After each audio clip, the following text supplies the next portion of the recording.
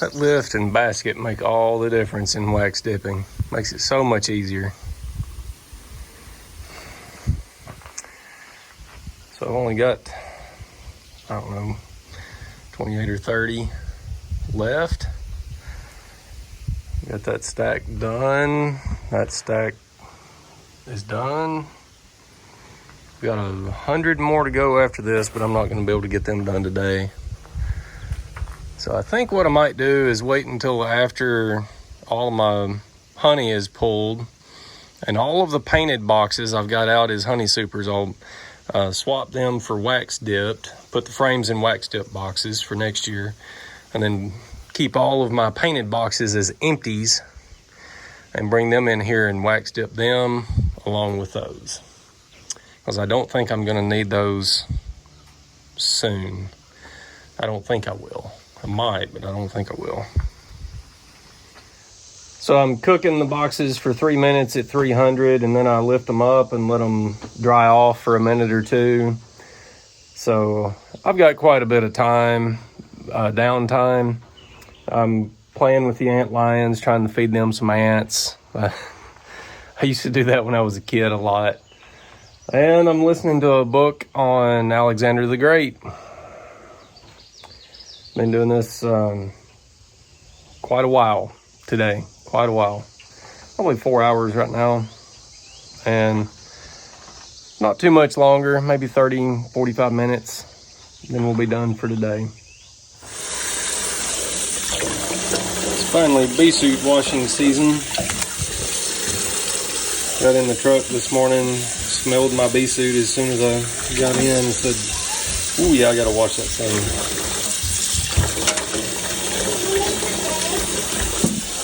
You run the jacket through the washing machine, but the veil has got to be hand washed. So it's July 3rd, and shining sumac is starting to bloom. That'll go into bloom in the next week. You can see why it's called that. I think it's also called winged sumac, mountain sumac, dwarf sumac. It's got a lot of different names. Shining sumac is what I usually call it. This will typically bloom in July here in Tennessee, and it can be okay some years not so good. Most years not so good, really. But I didn't make a lot off of smooth sumac this year, so I'm just gonna leave supers on until shining sumac is done. I'm going on vacation tomorrow anyway, so it's not like I'm losing anything by leaving them on. It looks like some smooth sumac in the back is still in bloom. So that's really stretched out this year. I'm on my way to a bee yard where I've got a hive on scales. It'll be interesting to see if they've put any weight on. The last time I checked them, it was very disappointing. I think there's a honeybee. And I'm 3/4 of a mile from any of my bee yards, so they're really flying to find it. There's a honeybee over here and one over here. So that's good. They've got a little bit to eat. Pollen for sure.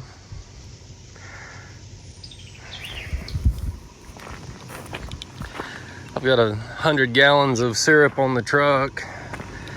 I'm gonna get all of my small colonies nukes fed and have them working and building comb while I'm gone. I think this will be enough syrup to get the feeding done that I need to do. Might have to make just a little bit more. I'm trying to keep it pretty tight because I don't want to have any left over. It'll ferment while I'm gone. So I'd rather run out and I have to make a little bit more, even feed out of a bucket or something, than have too much. So we've got quite a bit of sumac in this area because there's an old clear cut. Smooth sumac and shining sumac. And I've been reading about how to propagate it, and it's sort of crazy. It has to be, the seeds, they form drupes. They look kind of velvety and reddish brown, and form like a cone sticking straight up. Well, you can harvest those in, say, September, and you have to separate the meaty fruit from the seed, and then the seed has to be scarified and stratified. So the easy way to do it is to soak it in sulfuric acid for like 30 minutes, and that removes the coating on the outside of the seed. Some people have used sandpaper on a seed to scarify it. I was thinking about putting sand in a little electric concrete mixer and rolling them around in there, but I'm thinking the sulfuric acid may be the easier way to go.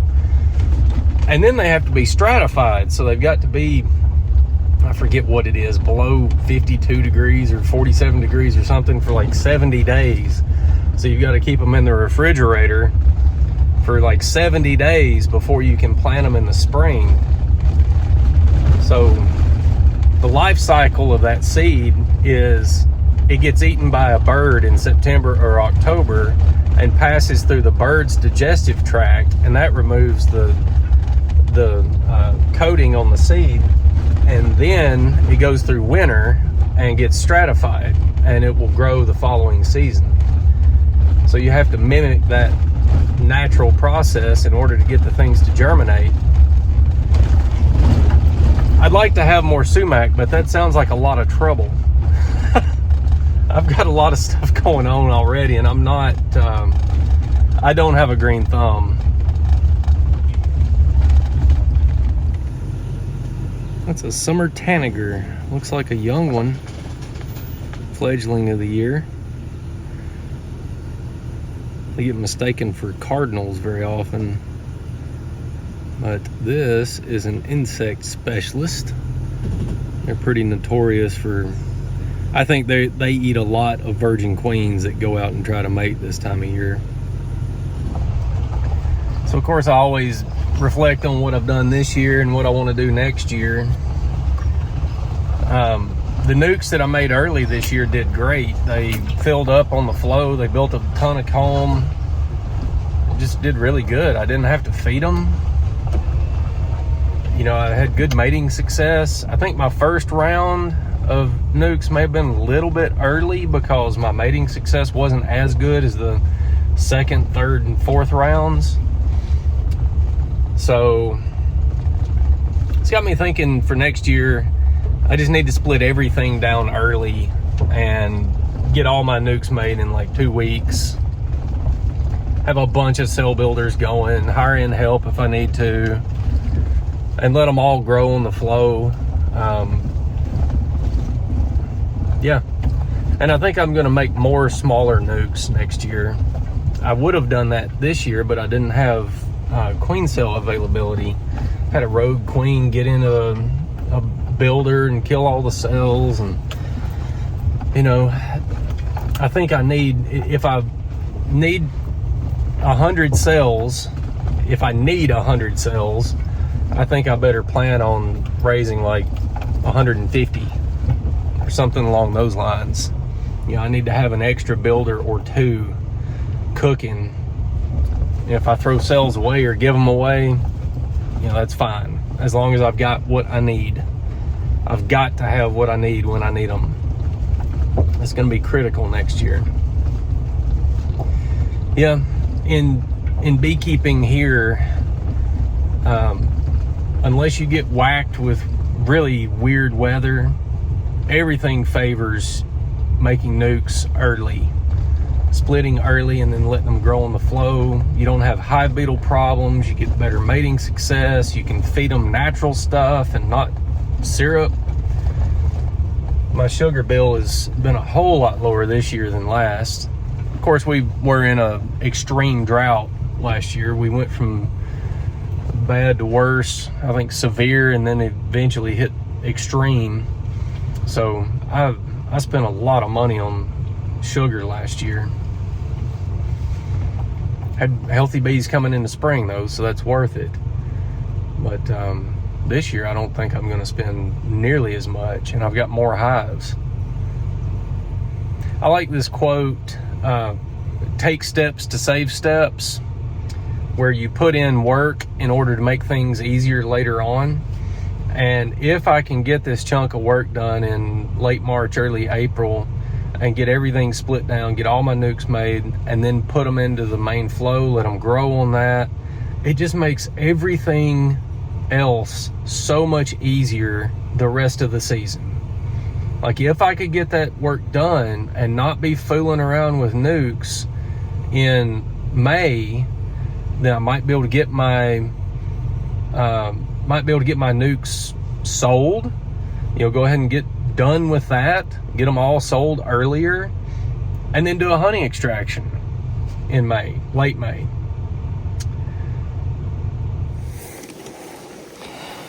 So I think this was a swarm cell start emergency split that I made in this yard. They're in 2 boxes. They've drawn out some stuff. They've got some bees in there. I'm not going to dig around in there and put feeders in that second box. I'll just add a third to them, because I've got these prepared. I had Parker make up a bunch of these, so I just load them on the trailer, and it's real simple and easy to just throw one of those on and fill the 2 feeders up. When I come back, they'll have some work done in here. All they need is food. And they need a lot of food, but that's all they need. They're in good shape. I checked my scale hive down here that's got a drawn empty super on it. No weight gain. It's actually lost a little bit of weight in the last 2 weeks. So that tells me what I need to know about smooth sumac and sourwood. Just didn't come in at all this year. Maybe we'll make something on shining sumac, but I don't have a lot of hope for that. In most years, it's been a disappointment. So, need to start thinking about just getting these honey supers off, throwing boxes on with feeders, and putting these bees back to work on sugar syrup. Get them to draw me some foundation, make some new frames, and get heavy for winter. And mite treatments. Got to jump on mite treatments and sampling and looking for breeder queens for next year as soon as I get back from vacation. It's gonna be a lot of work.